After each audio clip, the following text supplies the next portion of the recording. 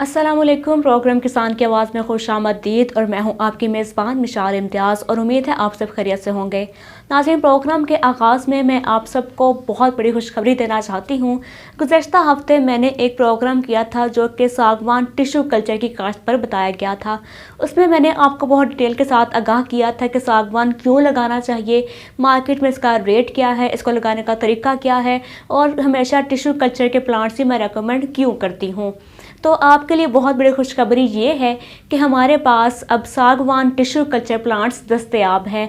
आप हमसे ये प्लांट्स मंगवा सकते हैं और आप बहुत ही कम अरसे में एक अच्छा खासा मुनाफा इससे कमा सकते हैं। अब मैं आपको बताऊंगी कि सागवान टिश्यू कल्चर में और जो बर्मा की एक लोकल किस्म है उसमें क्या फ़र्क है।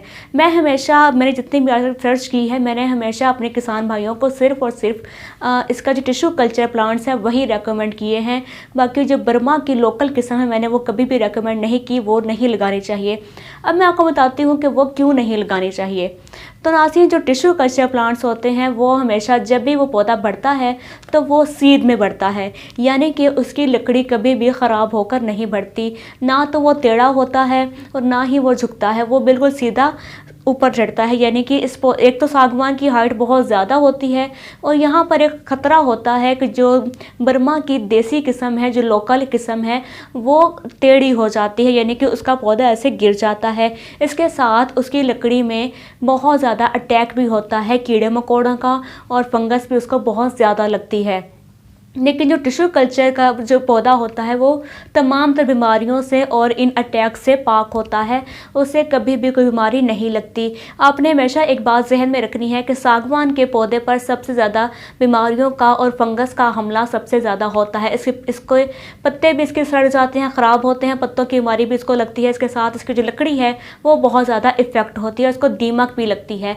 लेकिन सागवान का जो टिश्यू कल्चर होता है, टिश्यू कल्चर प्लांट है, उनको कभी भी ना तो दीमक लगती है और ना ही उस पर किसी बीमारी का अटैक होता है और ना ही उसके पत्ते ख़राब होते हैं। तो इसलिए आपको ये ही लगाना चाहिए।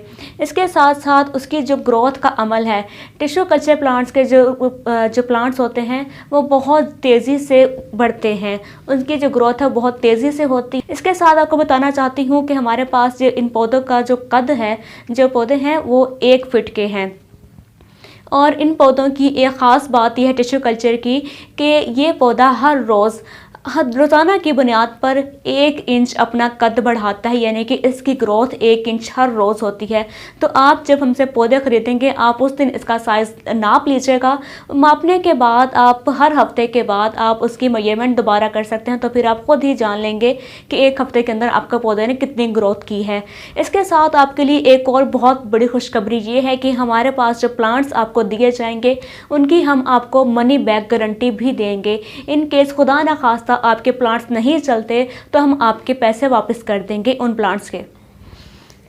अब मैं आपको बताऊंगी कि मार्केट में जो टिश्यू कल्चर का रेट है और इसके साथ साथ जो बर्मा की देसी और लोकल किस्म है उसका क्या रेट है।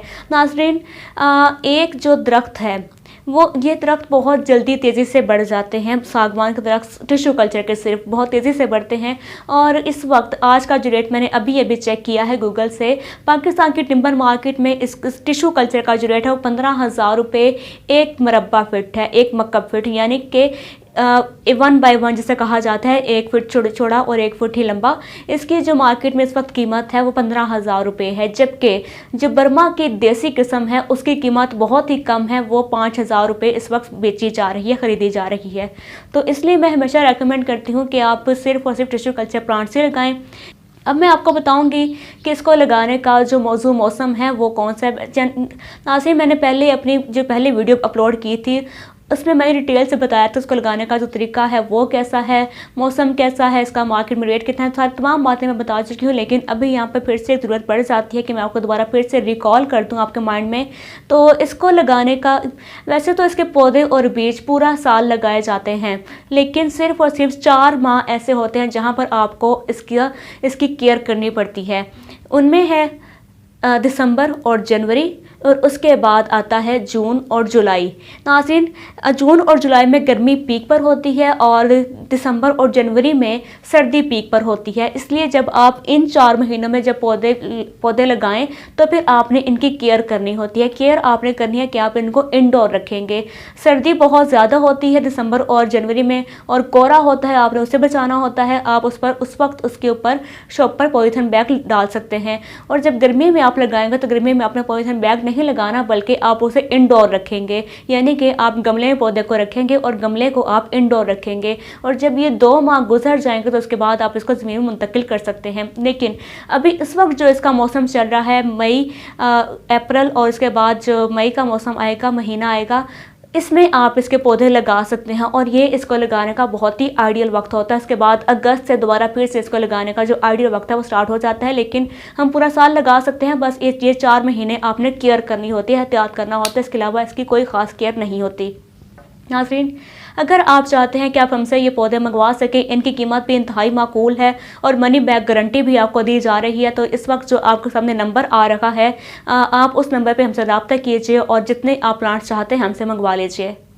नाज़रीन, ये था आज का प्रोग्राम। अगर आपके जहन में कोई भी सवाल है तो आप नीचे कमेंट कीजिए, मैं आपको पर्सनली रिप्लाई कर दूंगी।